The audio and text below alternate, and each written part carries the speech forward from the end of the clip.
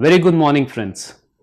So I'm sure past many sessions you must have taken the ride in a very positive manner.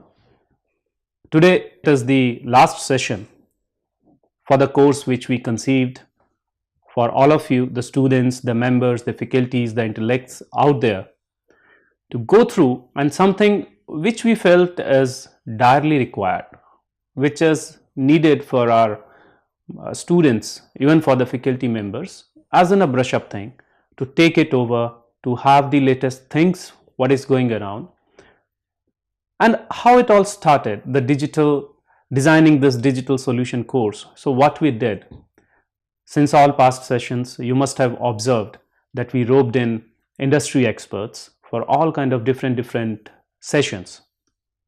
I admit they must not have been a very detailed sessions, but a teasers for all of you to provide the insight how it is going around in the industry and what all is required, expected from the fraternity out there. What we felt, our students who are going through the day in day out courses, we generally are not abreast about the latest things, what is required, like we say AI based stuff, we say machine learning, we say mind mapping, brainstorming, critical thinking, design thinking, then how to present and communicate the stuff. And this is something which we lack. I admit, all of us, we do present, we do work hard, but what we lack is how to present ourselves, how to communicate the stuff, what we have actually designed, what we have actually delivered. That's how this course was conceived, and this is the last session. You guys are interacting with me, Mohit Gambhir, and many of you are already aware of myself. And we moved in a session by session basis. I'm sure you guys must be providing a lot of feedbacks, which has already been done, what we are trying to. And since it's just a beginning, I must say, there is a lot of scope to improve, to improvise, to get the feedback, and everybody of us is in together. This is just a beginning, a very humble start we took off based on the suggestions we received from the students across the country, and I'm sure this will take a long way ahead. It will cross leap and bounds once more and more industry experts and volunteers, they will come in, they will rope in to take this kind of initiative further. Today I am here to talk about more related to patents, related to IPR, what it is, why it is at all required, what is the need of protecting our IP. So I'll begin by saying that research, you must have observed the very consistent scenario that is going around. The moment you enter in a classroom, that is the year one, by the time you reach the mid of that coursework, the technology available is almost changed. It's no more there. And during our days, I believe way past 8-10 years ago, it was a scenario. We were very much aware that once we enter into an engineering course and or any other course, we are aware, or we were aware of that down the line, 4 years after, 5 years after, this thing is going to be there. We will work on this in this technology. But the pace of technology change, what is happening? By the time you come in the first year and by the time you reach third year, it changes. Rather, the first year thing is no more there in the third year. Examples, maybe if I give you, it's fintech, blockchain, AI based kind of technology, the deep learning stuff, the machine learning stuff, which was a couple of years ago, it was not there at all. So it's like, where are we lacking, or what things we should do actually, apart from getting abreast with the basics, the stuff, fundamentals, which is the most necessary thing which we guys should be aware of, that how the basics are being governed. And minded students, everybody say that why we are reading this old age stuff, why we are doing this. But if foundation is strong, certainly you can build a very high rise building on it. and that's what here it is. So what we have to do, have a very solid blend of the fundamental courses in tune with the latest technologies and the latest stuff which is coming in. So research component, which I always emphasizes on, which I say that in our higher education, it moves on. We should do research more and more, and as you can see in the first slide itself, I emphasized that goal of higher education is to train our students or educate our student to develop more creative thinking mindset, to move into a kind of set where they can they can become a design thinker. They can know that how, yes, they are aware of this is the way. So it's like improving their thought process. How we can do it? It's about improving the scientific research, that is, train them in doing research. That applies to everyone, even to our faculty members, even to our students, everywhere sitting out there. So like if our faculty members, they are able to do a world-class scientific research, obviously the students, they will get the benefit out of it. And if they are not doing it, then I believe they will just become the bookish kind of knowledge they will acquaint. So it goes hand in hand. And where are we sitting today? The research applied, and it's not like for everybody this is the case. Majority of the case it applies, the thing I'm going to show in my next slide. So here it is. What we can see, there is a cage around here. We can see a chicken, that is the grown-ups, and how I relate it, the people like my age, if you see, we are confined in a cage. We do not want to see the world from the perspective of others, of the kids. Maybe kids are curiosity driven. If you just look into it, we say it's like a chicken, and small, it's going around in the cage, and there are seeds and bees out there, but that chicken is moving out. Actually, it's a curiosity driven. So by curiosity, that student, they move out. So it's like about the faculty members, the staff, which we need to shape these kids in, and which we need to take their hand along. We need to become a very good mentor out there. So we need to improve the state of research where we are doing. Today's topic is, like again, as I said, it's patents and IPR. So it's a very funny thing around a cartoon, a script which I try to gather out here. It says, all I asked was, can I patent my copyrighted trademark? I'm not sure how many of you got this, but who are aware of IPR or patents or trademark, they must be very, very well, they must have acquainted with us. Like, you can either get a patent or a trademark or a copyright. You cannot get something in tandem in together. So now as we started, it said, why IP? IP, it provides you the exclusive rights. It's an incentive to an inventor, the benefit. So like, why an inventor is doing inventions? There has to have something for that fellow, he or she, who is investing their hard-earned money, their time, their effort, their energy, or more or less their brain to educate others, to bring knowledge into some, give that knowledge a shape. So what happens? Like, once we protect that IP, each time, every time we buy that protected item, we are helping that inventor grow. We are motivating that inventor. That becomes an incentive for that inventor. That is the time, energy, money, thought process, all those kind of efforts that has gone into developing that particular invention. It also encourages new talent, and more or less, the last but not least, it creates or gives the credit for the creators. It gives them full recognition that, okay, yes, this thing belongs to these fellows. Coming to the stuff, and which we, all of us understand, I believe, very genuinely, that where the money is. Now, if you go why IP and economical statistics, which I try to gather here, 2/3 of the value of large businesses in the US can be traced to an intangible assets. You can go through some figures. The figures are written out here. Dow Chemical, it has $125 million kind of estimated annual earnings from IP. You go down, scroll down, like Bayer, $300 million, DuPont, $450 million, and then you say Lucent, it says $500 million, and coming down, Qualcomm is $800 million, IBM is $1.5 million. I'm sure this is humongous figure. So I'm not sure, is it right or wrong?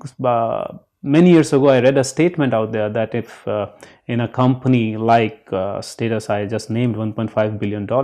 So if nobody does nothing, Everybody will be paid in full because they have so much of IP licensed, even if they don't pick any needle out there. So that is the power of IP.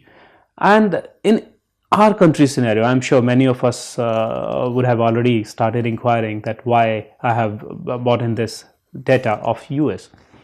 The challenge in our country is we do have the data, but the kind of revenues we guys are running from licensing, it's pretty small.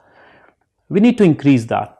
Obviously we guys work together, we guys put in a lot of things, but what we lack is we do not document things, we do not maintain the appropriate dockets, we do not put the dates, we do not genuinely file IP, and even if we do, then we do not know how to take it forward. So that is the kind of ecosystem certainly we need to develop, and we need to take a sail forward. And in this session, I'm not going to generally teach you how to file a patent. I'm going to tell you why it is at all important, and why IP is required in such a bad shape, why we need it. Because country's whole economy, it depends on intellectual assets, and the way things are shaping in this real-time world. Countries like US, China is picking up fast, and very soon, and after my few slides, I'm going to present few more data points, and you will be surprised to see how and where we are sitting and where we are standing in terms of IP. And for consumers, again I say why IP is at all required. We get it protects the consumer and families. It says the educated choice they have made. Product what you buy is genuine, they are of high quality, they are real-time, the good products which are already have some IP protected, so that it becomes a sort of again a ecosystem. You buy IP protected item, the fellow who developed it, who made it, he gets the incentives out of it, he gets more encouragement, and he puts in again more high quality products out there in the market. So that's the reason you must have seen many times it says fake items, fake products, fake goods, and we should not actually encourage, and even they may harm us. We can take an example, like if you say you buy a fake shoe, it might be a case the product or the leather, or that may not even be a leather, that may harm or may create some kind of allergies to your feet. So that's how it's all about tried and tested kind of thing, which is protected and can be taken care of. Generally we say IP, it is now what IP from where it comes from. It's a like creation of human intellect, that is our brain, what we do, it is our knowledge assets, and it is something which you cannot see till the time you bring it on the paper. That is, you put in, you make more and more invention, you generate patents out of it, you generate trademarks or copyrights, whatnot. So for a business, for any business, IP, it's a real key component for a success. And if we say IPR, it's a real wealth for nations in today's tech scenario. The people more and more, we are working in the knowledge economies, the AI kind of scenarios, the machine learning, the computers, and this all started when IT8 started. So we, or rather much before that, we have some patents filed. Like for US it was in year 1750 or 1780 something. In India it was 1856 to be precise. So I'll be coming on with those data points in the next slides. Again, IP, it's not a tool of exploitation. Many people out there, they believe that if we file IP, it will stop us, it will, we are not going to develop this, and we will be confined to a thing, it will grant monopoly to somebody else. But my dear friends, it's not the case. It is a tool for empowerment. It's like you are inventing something, you're getting your due. It's on to you. You can get your IP granted, you can let it free for the people outside there, you can charge, you can license your technology. So it's on to you, but you should, it's a thing that any human being or any individual who is developing something, he should be amply or appropriately be recognized. So recognition is first thing that keeps that researcher motivated, and then it can be taken care of. So it's there will be no self-relied innovation, if I say, without protection of IPRs. So that's the reason it is direly required, it is direly needed. Now in talking to university scenario, if we say, and in the slide I'm not sure whether it is pretty much visible, and pardon the brevity which I try to get the data in, but this is something which I try to collate, that why research in universities are important and why IPR or patent protection is more important. So something which changed the world here I am presenting, it says seat belts, which is again Cornell University product. If you see there, it's written. And then the internet, numerous research innovations and universities that helped to make this internet what it is today. And I'm sure without internet even you will not be watching this session which I am delivering. So it has changed our world altogether. We have entered into a revolution from where the information dissemination occurred and how it penetrated to everyone sitting out there across the world. So that's the beauty of the internet. Then chemistry, we say periodic table, that is the first version. It was created by a professor in the university. Then we have rocket fuel, we have Gatorade. This is the energy drink, we say. It has been developed at University of Florida for athletes. Then we have flu shots, we have chemotherapy drugs, we have solar power. And we have a lot of other inventions which are coming from the universities, from the research labs. In India too, we have a lot of inventions coming out labs, and I again am going to present the data points pretty soon. Here what we have is top 5 Indian applicants rather, that what it is going around, the current scenario in India. And the data source which I have used, it's the Indian Patent Office 2016-17 report, whereby they have compiled the data and they have presented the study for all of us, so that we can garner, we can move on, and we can certainly get into more enthusiasm to do more and more invention. So if you see IIT's collective here, we have approximately 400 patents, and these numbers may offshoot by plus minus 5%. I'm sure by the time I have collected, it must have improved or new data points must have arisen. Then you see Wipro, it has 226 applications filed. Then we have CSIR Labs, it says 225, pretty close though. And then we have Mahindra and Mahindra Limited, it says 205. Then we have BHEL. So you can again see overall out of top 5, if I say there are 3 government enterprises, the research houses which are coming in, and the IITs, they are being academic institutions that's coming in. So next I am also going to present the state of our universities, the academic institutions, that what kind of IP or how much IP the research they are putting in, they are filing in, and how we are moving ahead. This is the IT. As I said, we are living in the IT age, information technology, and so how many companies they have put in, that is Indian applicants. You can see over there Wipro, it's there, it's 190 applications filed. Then we have Tata Consultancies, it says 159 applications. Then we have IITs, which is again, so this is, I am repeating, it's in the field of IT. It has nothing to do with all together or something. Then we have and that's the reason you are looking at the companies which are in primarily IT space. Then we have HCL Technologies, they have around 35 applications filed. And then last we have Huawei, and it says 29 applications filed. Next data point which we are coming at, it says how many Indian applicants for patents from scientific and research development organizations what we have across the country. As the name you can look at, it's the CSIR Labs, it says around 230 applications it's filed. Then we have DRDO, Defense Labs, it has 58. And the number goes on, like we have GHR Labs based out of Nagpur, they are 50. Then we have Indian Council, ICAR Labs, they are 41. HO Research Foundation, 23. Elenov, 20, and MSN, it's the 19. L&T Labs are there, they're 18. Sun Pharma, 14. ISRO, we have 13. GSP Crop Sciences, we have 13. So this is something, the number from CSI, the scientific and research development organizations which are coming in. And this data is, again, I'm repeating, 2016 and 17 data points. So as on today, it must have improved. And this data coming in, I said, from the institutions and the universities which are lined up.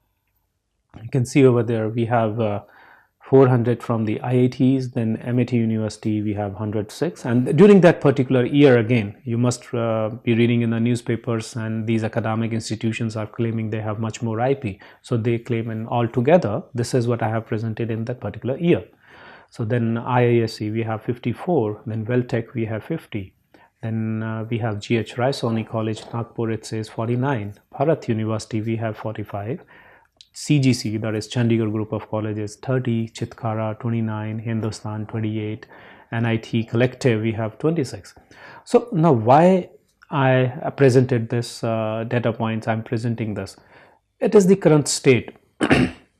What is going around in the country and how we are moving in. So it's not about these institutions, the academic university and the universities which are there.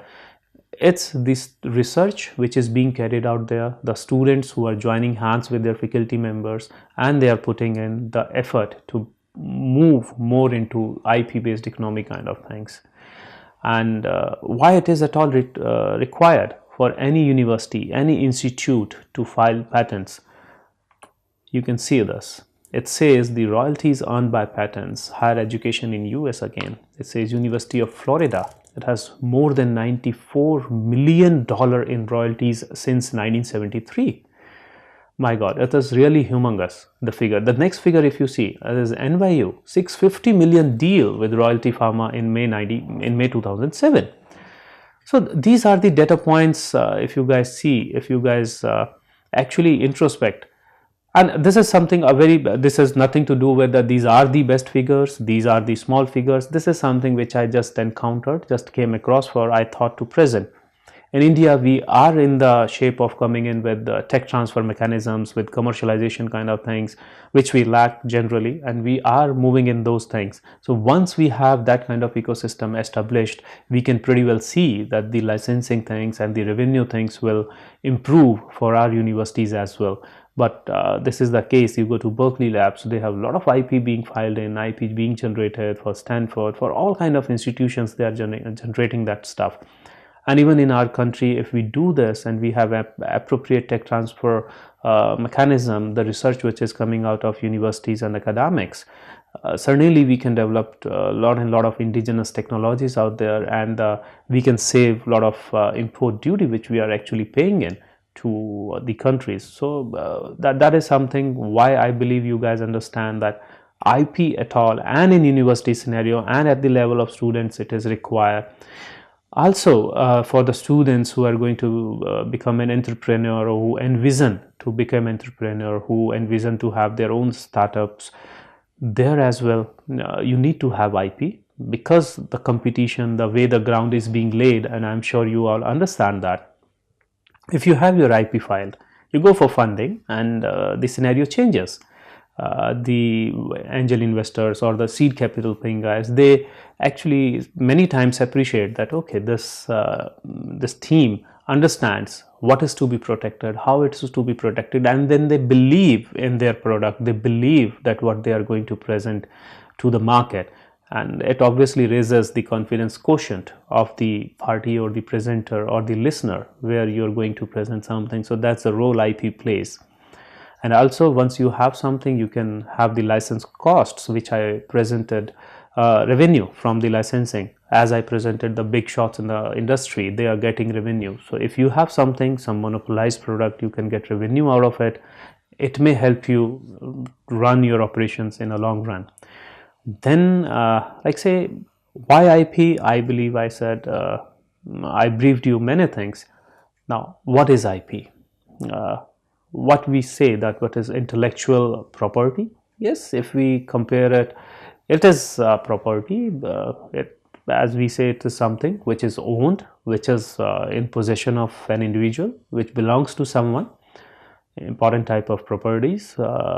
We believe in ourselves. If we say, and we all know that it's a real property, I have an apartment over there, I have a car over there, I have a few pen of myself, I have a laptop of myself, then intellectual property is something which is my expression, which is my creation, my thoughts which I am putting in. That's the reason we say it's intellectual property. And I'm not sure how many of you are aware of this intellectual property. Many a times is much more valuable the assets which we are having, like a house, like an apartment, like a scooter or a bike or a laptop, because they are limited by one or the other sense. Now, if we say intellectual property, that is my intellectual assets, there it can go to leaps and bounds. It has no limitation whatsoever.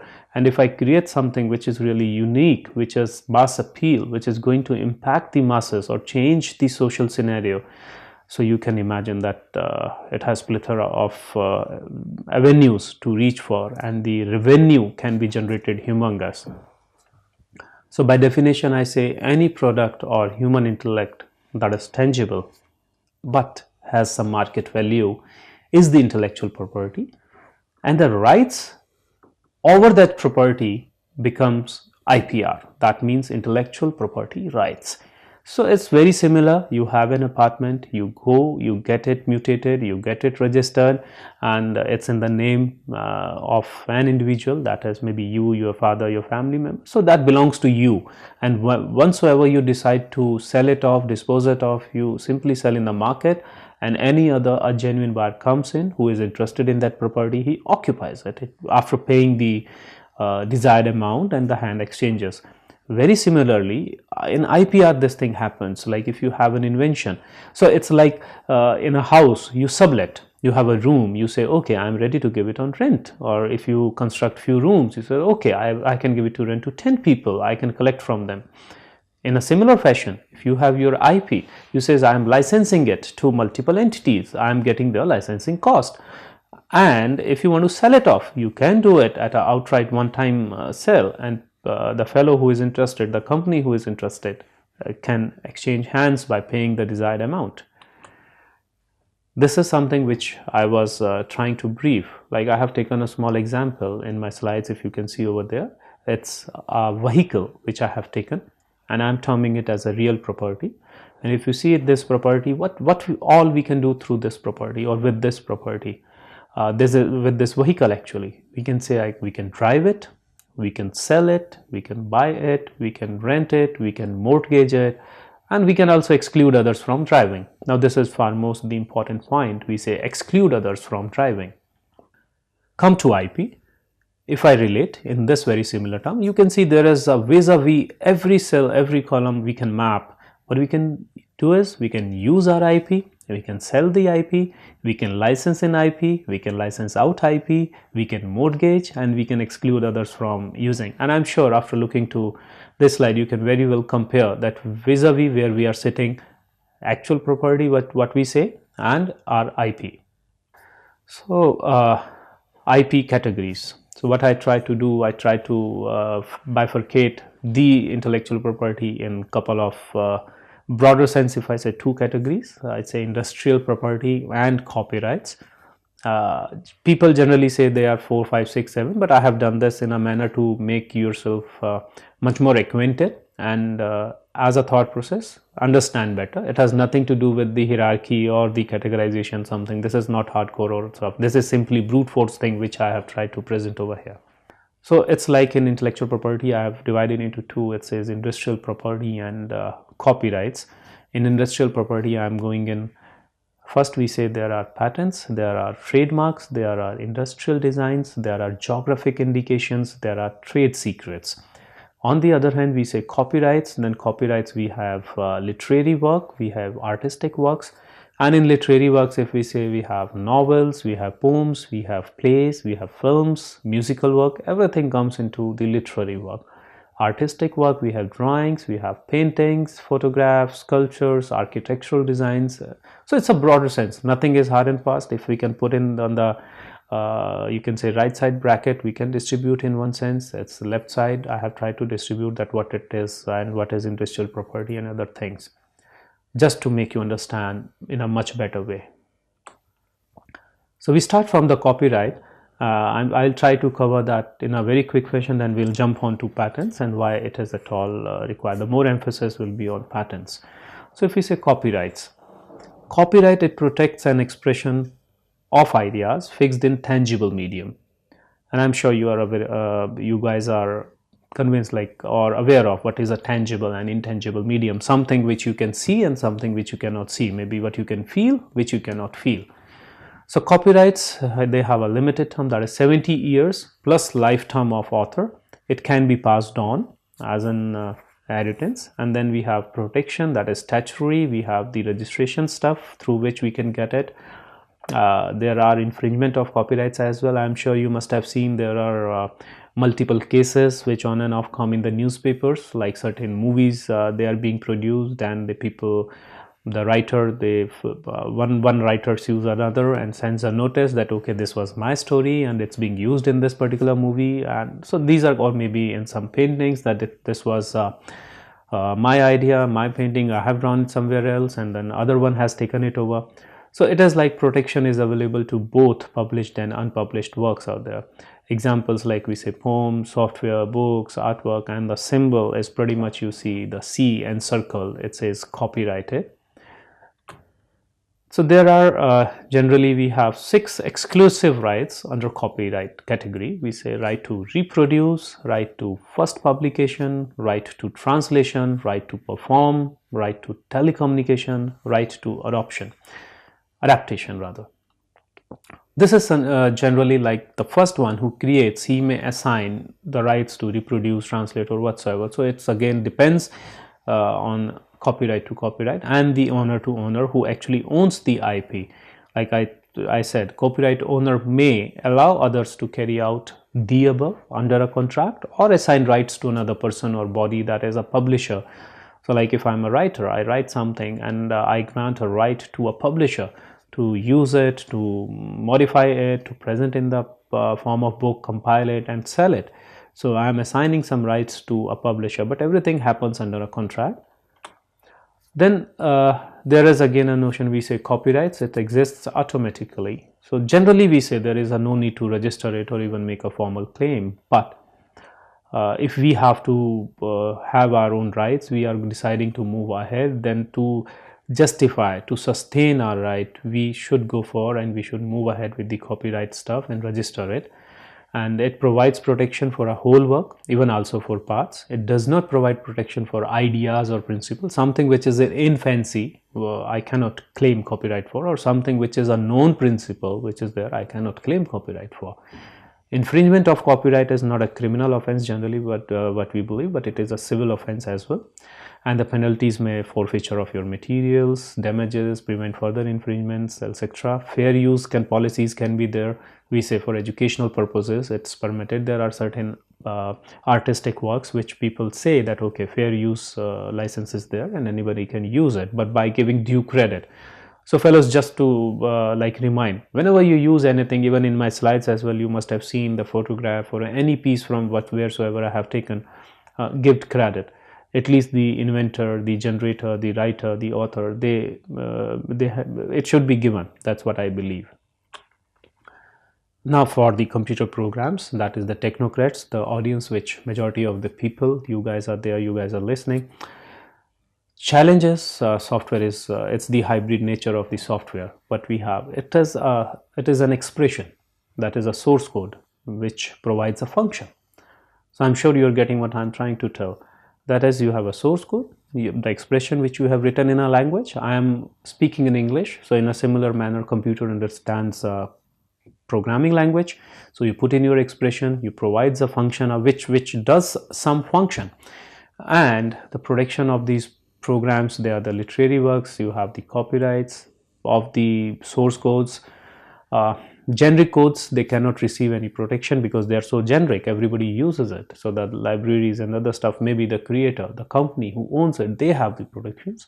The underlying ideas, they remain unprotected. That is the functional aspect of the program, it remain unprotected.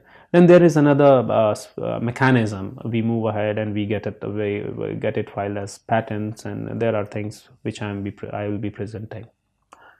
Next thing comes in trademark. So I'm sure by now you must have observed what I have done is I have taken the right side of the portion. I jumped in the copyrights. I tried to wind up pretty soon, and now I am moving in a chronological order. I'm moving down to top, like bottom up approach. I'll be taking trademarks and then other stuff. Then what is a patent?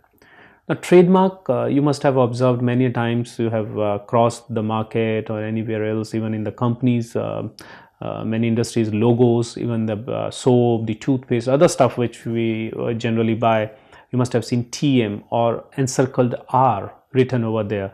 So it is once we file a trademark, we write TM. When it's get registered, we convert it into a encircled R. So by trademark, we say it's a, and also the name suggests it's my trademark. It's a distinctive sign or an indicator used by a company or an individual to, or a business organization, to uniquely identify the source of the product. Like if I say X product belongs to, so we generally immediately rather we know that okay, yes, it belongs to that particular company. So it has an unlimited term with continued use.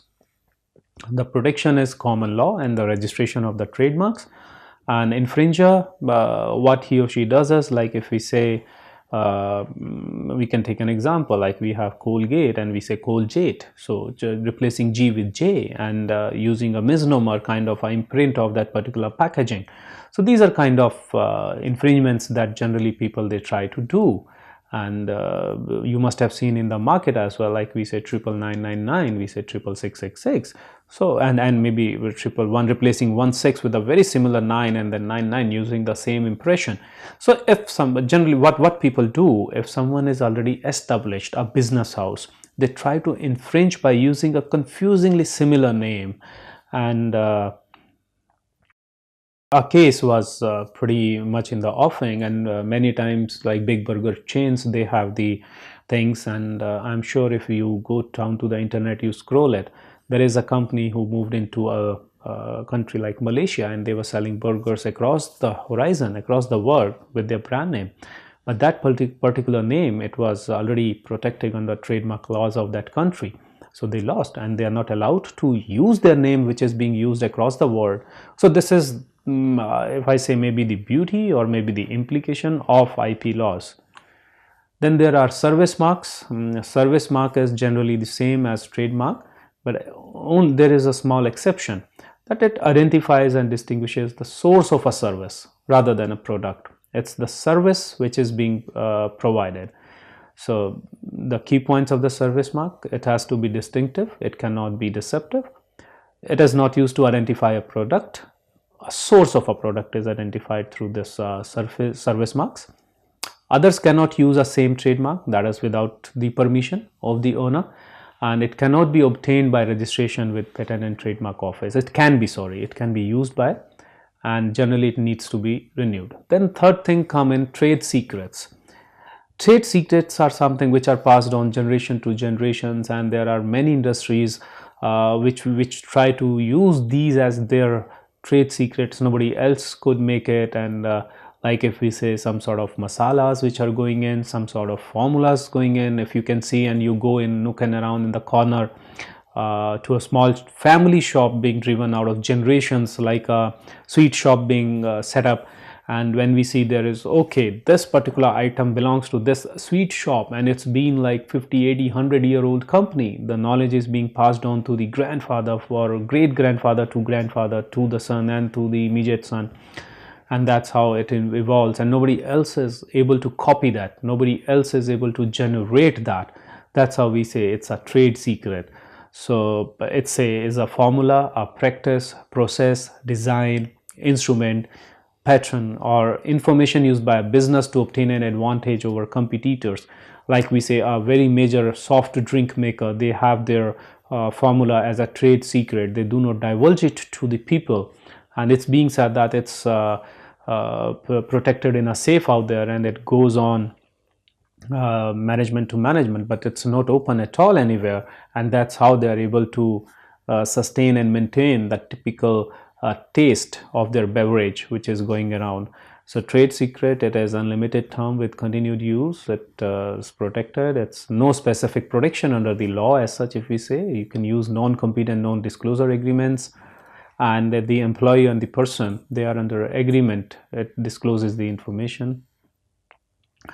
Examples which we have tried, it's a secret formulas, it's the manufacturing processes which we have there, it's the chemical recipes which are there, product specification, even for the treatment methods, and even for our, we say, some massaging treatments down south portion of our country which people are doing in. So it's all in the trade secret, that at what time, what kind of oil has to be applied, and which benefit it will reap in.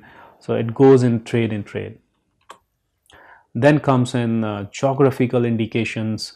It is again one of the major type of IP, where we say it's the name or the sign of a place or a city or the country which speaks for itself that okay, this thing belongs to that particular geography, like intend to designate a product quality that highlight brand identity and even preserve the cultural tradition of that particular area. Like in India we say Kolhapuri chappal, then we have Banarsi sari, we have even Swiss watches. We say they are pretty much staying in India, we say Darjeeling tea. So these are all like geographical indications. If we say a city and we say that city is particularly famous for these things which we have shown. So many things are more things are there which are known as geographical indications worldwide, and they need not to be, nobody can protect them. Actually they are by default, the city is being known by. So if an individual go ahead and file the IP for it, will be denied because it is a public knowledge. Now next thing, now we are moving on to patents rather, and how it all started. So it says an obvious question we all have, or we all must have rather, when was first Indian patent filed? And we can generally say in what happened in February 1856. A first legislation, it was introduced to grant what was termed as exclusive privileges for the encouragement of inventions to new manufacturers. That was in India. I am speaking about categorically. That is 28 February 1856. Then subsequently, once this legislation came in and the rule came in, within few days, that is after 3 days, on 3rd March 1856, a civil engineer and inventor that by the name of George Alfred Depanning of Calcutta, India, he filed a petition for grant of exclusive privileges under this act, and for a machine or something which like efficient pankha pulling machine. But that during those days, I'm sure if you must have seen the old movies or something, fan, or it was a cloth fan on the roofs which are used to be pulled up by an individual standing outside the room. So he made a sort of machine which used to do the work of pankha pulling. That is the fan, that the big piece of cloth overhead, and it gives the air and it refreshes the room. So it was filed, and it was actually numbered as officially number 1 of 1856. Then this fellow, that is George Alfred Depanning, moved on and filed secure patent number 2, 4, and then long and numerous other long list goes on. So this was an Indian scenario. Then we have in US scenario, there is a signia light there. I have tried to rope in the picture, and it says first US patent issued in 1790. So if you see precisely 66 years before, then we have, and it says to Samuel Hopkins, who in 1781 settled here and something, and he got the patent. It was granted by first George Washington. It was signed by the George Washington, that is the then president, and that patent, it covered the making of pearl ash, and on this, that the ingredients of soap manufacturers was founded, women's first main economy. So that's how economy is being driven. Like you file a patent, you get it about it and use it and then move on. Next, I have tried to compile what kind of scenario or the stuff we see in and around, and they are protected, they are not protected. So now by the time, I believe, if you guys do some sort of introspection, if you guys do some sort of hang around kind of things, I can certainly tell you, look around and go through. In Indian scenario, again I'm saying, you may not see a patent number listed, a patented stuff, but global thing, if you go around, and practically majority in the US case as well, if you see our toothbrush, our toothpaste, even vehicles, we have bags, chairs, and on all the items you see in and around, it's listed out there, patented and the patent number this, or patent filed by the application number this. Even many toys you can see there, it's there. Even in mobile phones, the companies, the high-tech companies own plethora of IP, and 4G is going around, and 5G. And here I might like to present one thing, a very interesting scenario. Mobile phone companies are coming in, like Apple, they provides iPhone, to the market, you know, because of IP licensing, company X actually ends up paying few dollars to company A, B, C, D, E, F, G, because they are, or rather they have to license technology from the other company. So I was reading an article the other day, and so once like one 5G technology comes in, so many of we feel that company like Nokia, they are just sitting around. But my dear friends, once you go through it, majority of the, or many 5G patents are being owned by Nokia as well. So they still be getting licensing amount, licensing money. Same goes for Qualcomm, same goes for Huawei or other companies. So there is a lot of inter-licensing kind of things, and so but they have all kind of arrangements out there in the market that we will take this patent, we will do this, and still they sue each other for kind of, you know, royalties and the IP infringements. Moving further, we have computers, lights, lamps, tables, even napkins. We have blades. Prominent company who provides the razors. It's being said, and it's the world leader, no need to name it, but on a single piece of razor, they have more than 200 patents on their name. So can you just imagine that the razor stick that has that much of IP, so just need to go around, just need to circulate, need to gauge around that what kind of IP is out there. Soaps, shampoos, then we have clothes, we have shoes, and many more in and around the area which we look around. And the funniest part is, if you look around the mouse strap, it is one of the most patented item, and which is like close to 4,000 patent applications already filed. So you can always say, who is making our life merry? Then I'll very quickly move on that general parts of patents.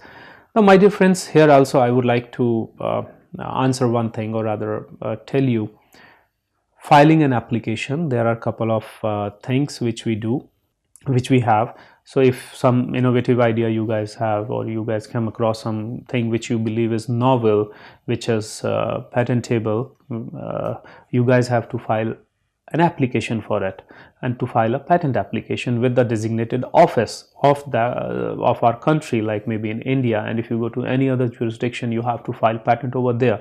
So there are patent laws which typically govern everything.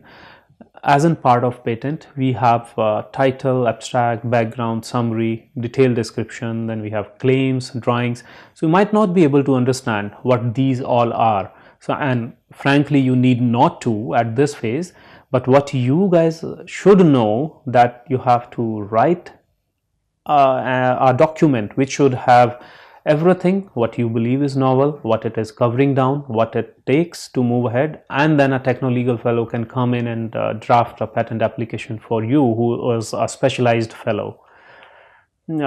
This is something which I think I should be skipping because of the time scarcity and the stuff we are looking in. Broader sense, I have tried to explain that what title means, what it should do, and this is something which a patent drafter is already aware of. So if you guys can do yourself, pretty much neat, but writing claims that involve some legalities, so certainly you should take help from an expert, because this is the claim that you make for your invention, which goes to a length that infringement, invalidities, and licensing, everything is being taken care of by the claim what you are writing in, what you are doing, or what you are claiming as your invention.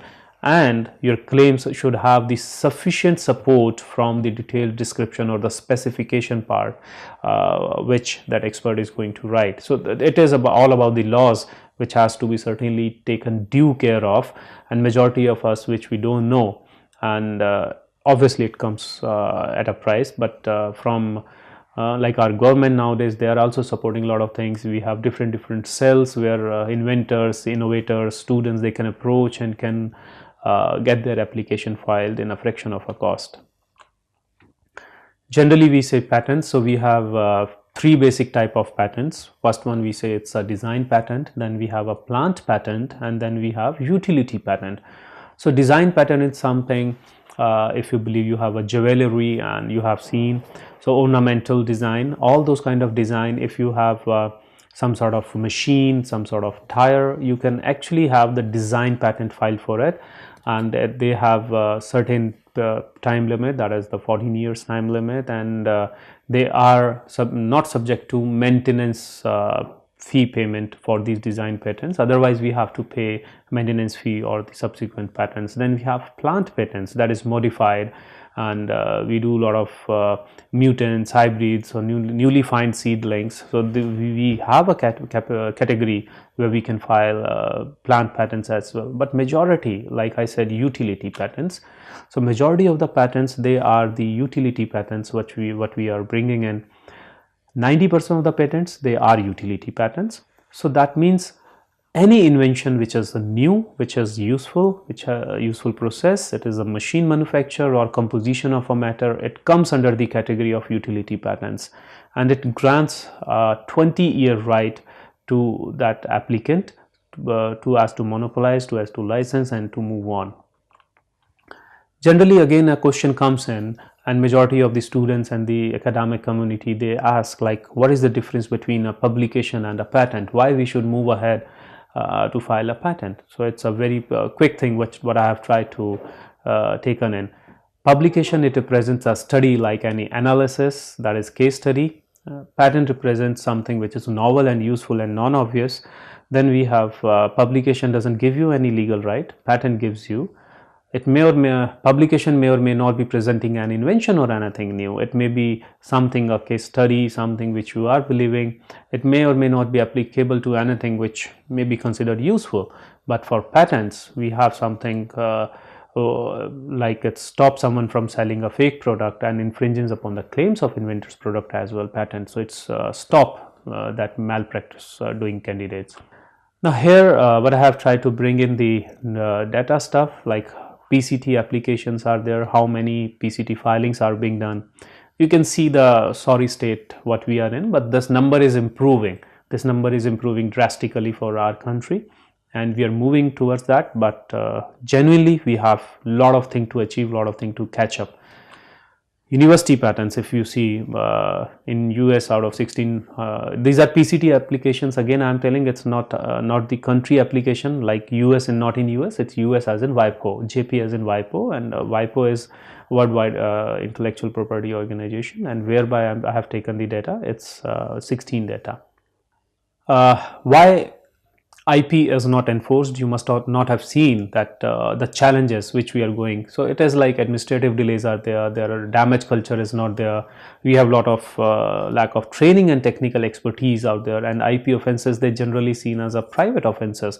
So we need to create awareness among ourselves, among people, that why see, we are living in our house, we let it protected, we get it registered, and we do not let or we do not allow anyone, and only if when we are allowing, we obviously charge, we put it on rent. So very similar stuff we have to go for this IP. IP is much more revenue generating asset. All of us must understand that. IP scenario current, we say like US, if we say that it has the strongest copyright, patent, trademark protections in the world, and the total stock of IP valued is around $5.8 trillion.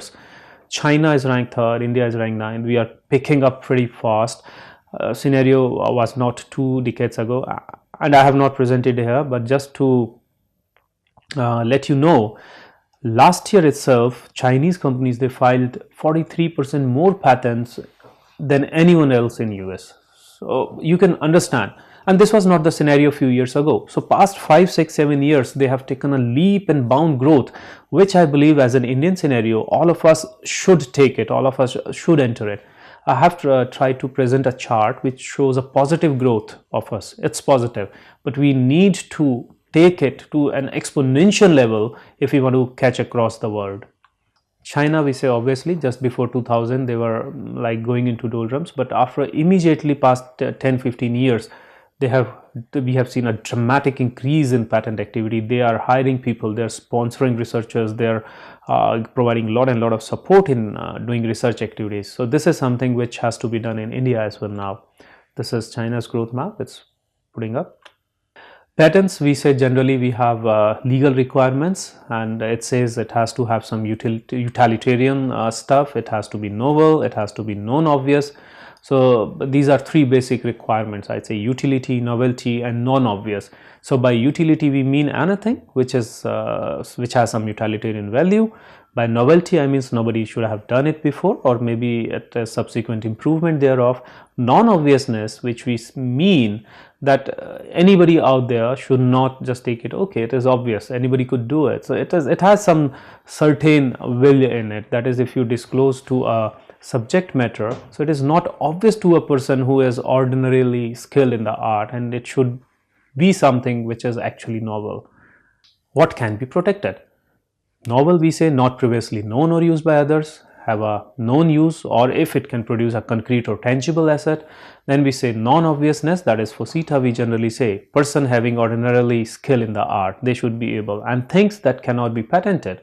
It includes idea, that is law of nature, scientific principle, discoveries, they are not patentable at all. So we need to keep these things in mind. Then we comes to the legal requirements. What is it? That I already told you, that is utility, novelty, non-obviousness. So this is something, a chart which I try to draw for some handy reference. Utility, again, essays. I remember all these things by a codification. We say PMMC. If you look at it, it says process, machine, manufacture, that is article of manufacture. By C I meant composition or matter, and then fifth is an improvement in one of the above four classes. So it says process, machine, article of manufacture, and then we have composition of matter or a subsequent improvement in any of the four classes which I mentioned above. That is primarily we mean by utility. Invention, it should fall within up to 5 classes which we named in. It should be useful for some purpose, it should be credible, it should be specific. Non-credible invention, it says a perpetual motion machine, it is a non-credible. Then we say a non-specific invention. It says a compound X may be useful in treating unspecified disorders. So we are not specifying anything, we are not mentioning even anything. So these are not patentable at all. These will be outrightly rejected. Non-obviousness criteria, I can say, like if there is an invention A and B, if we combine them, and A and B, they are known in the art, so the invention is obvious. As if we say combining A and B, anybody can figure out, okay, this becomes obvious. So non-obviousness has to be that a person who is generally skilled in the art at the time of invention was made, he should not be like immediately struck him over. So it should not be obvious by combining multiple things, few things. So there was a case after which this thing came in. Novelty, I already explained that it has to be used publicly and offered for sale to the public, something for the priority. So it is something which is new altogether. Then there is a part specification which I am not going into the detail. This is something which a legal or the techno-legal expert has to be taken care of. Maybe you can go through the slide deck once it's up and running and upload it so that you can take care of it. Then third, we have this is utility patent which I have drafted a chart for. We have utility application, then standard, and the continuing. It says provisional, non-provisional, and then continuing is like generally we say, and I can give you a very clear example. We file an application, let us treat it as a father or a parent. We can file as many applications down the line of that parent till the time it is not granted, that till the time it is alive. We can have divisional, multiple, we can have continuation applications, we have continuation in parts, and these are all terms of the IP. Once you drill down it, you will get acquainted with. So generally we start off with a provisional application. If you are not very ready, you file it up, you get a date secured, that is the priority date, and which plays the utmost role in getting a patent for, and that date you secure immediately. If your patent is granted, once you file a non-provisional, your priority date will be the date you file your first application. Requirements for a non-provisional application is it has to have some specification, drawings, and the claim sets. Like in India, we have 1+9, that is one independent and dependent claim set rule, and once it is granted from the priority date, we have 20 years for a particular application. So during that time, we can enjoy the monopoly, or we can license it, we can enjoy our rights.